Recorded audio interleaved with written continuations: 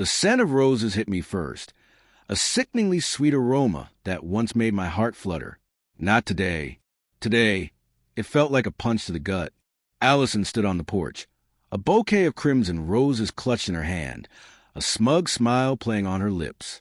She'd probably just come from him, the man she'd been seeing for the past 6 months, the one she thought I didn't know about.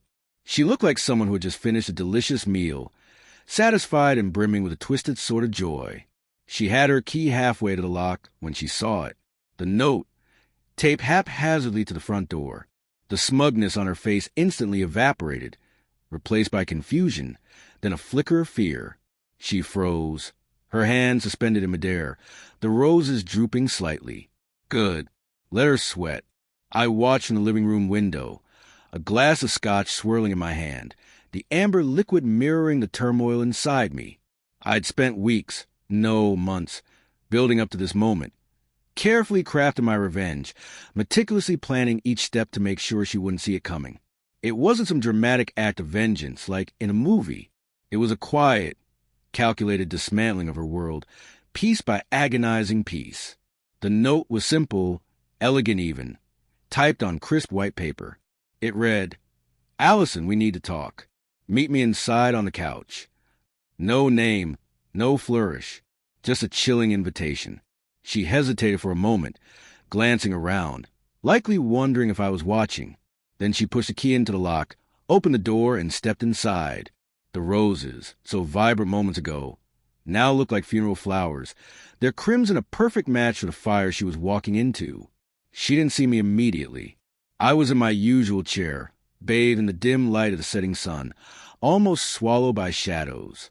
She called out my name, her voice a little too high, a little too bright. "Michael, is that you? What's this note about?" I let the silence stretch, thick and heavy, letting her stew in it. Then I took a slow sip of my scotch, the clink of the glass the only sound in the room. Finally, I looked at her and met her gaze with a calmness that surprised even me. "It's about us, Allison. About what we've been doing these past few months." Her eyes widened. "What are you talking about?" I don't understand." The lies slipped from her tongue easily, like a well-rehearsed line. "Really?" I said, my voice soft, dangerously so. "Then why don't you explain to me why your credit card statements show purchases at the Rose Garden every Tuesday night? Why your phone GPS has you parked at the Maple in every Thursday afternoon? And why your secret phone, the one you thought I wouldn't find, has messages from Joe saying things no married woman should ever say?" The color drained from her face. The roses slipped from her hand, scattering to the floor like fallen soldiers. I could see her mind racing, searching desperately for a way out, a lie, anything to pull her back from the edge. "Michael, this isn't what it looks like." The denial was pathetic. "Hello." I picked up the remote and pressed play. The TV screen lit up, displaying a video of her laughing, her face flushed, her hand in Joe's. It was a compilation of videos and photos I had painstakingly collected, a visual testament to her betrayal.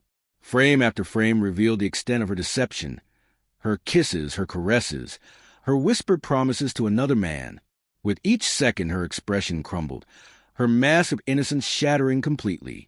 She was speechless, eyes darting from the screen to me, like a cornered animal looking for an exit. "I've had a few months to think about this, Allison," I said, my voice even controlled. "I've spent hours piecing all together, watching you, listening to you, knowing all along you were lying to my face. It was like watching a soap opera, except the joke was on me." "Michael, please," she said finally, tears welling in her eyes. "I'm sorry. I don't know why I did it. It just happened." "It just happened," I repeated, laughing bitterly. "You made a conscious decision, Allison. Every single time you lied to me, every single time you met him. It didn't just happen, you chose it." I nodded toward the stack of papers on the coffee table. "Those are the divorce papers, Allison, already filled out. I included a full breakdown of our finances. Nothing hidden. Unlike you, I've already hired a lawyer. She'll be in touch with you tomorrow. We'll finalize everything, quickly and painlessly. For me, at least." She stumbled forward, reaching for my hand. I recoiled like she'd burned me. Michael, please, we can work through this. We can go to therapy. I love you. You love me, I said, sarcasm dripping from my words. You have a funny way of showing it. What you gave me wasn't love. It was a performance. And the curtains closed. The show's over. I stood up, towering over her now. Any last traces of sadness in me had been replaced by a cold, focused fury. But don't worry, you won't walk away empty-handed. All those new purses, the dinners, the nights out with your girlfriends, they're all yours to keep. The credit cards are canceled effective midnight. I assume you've saved a little for a rainy day.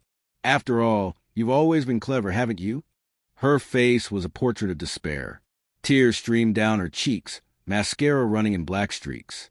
I had never seen her look so utterly broken, and somehow it didn't bring me satisfaction. It only made me feel empty. She begged. She pleaded. She swore she could change. But my mind was made up. There was no going back from this. I led her to the door and opened it, saying nothing at first. She stood there, frozen, pleading silently with her eyes. Go, Allison. I finally said, my voice flat, empty. You don't belong here anymore. And maybe, just maybe, someday you'll understand the magnitude of what you did. She stepped out slowly, reluctantly. The bouquet of dead roses remained on the floor like an omen. I watched her walk away, her figure growing smaller with every step until she was nothing more than a speck in the distance. I closed the door, locked it, and turned to face the silence of the house. It wasn't a victory, not really, more like a necessary surgery. The pain was still raw, but there was peace now, too. I had faced a betrayal, and I was finally free. I gathered everything that reminded me of her, packed it into a box, and stored it in the garage.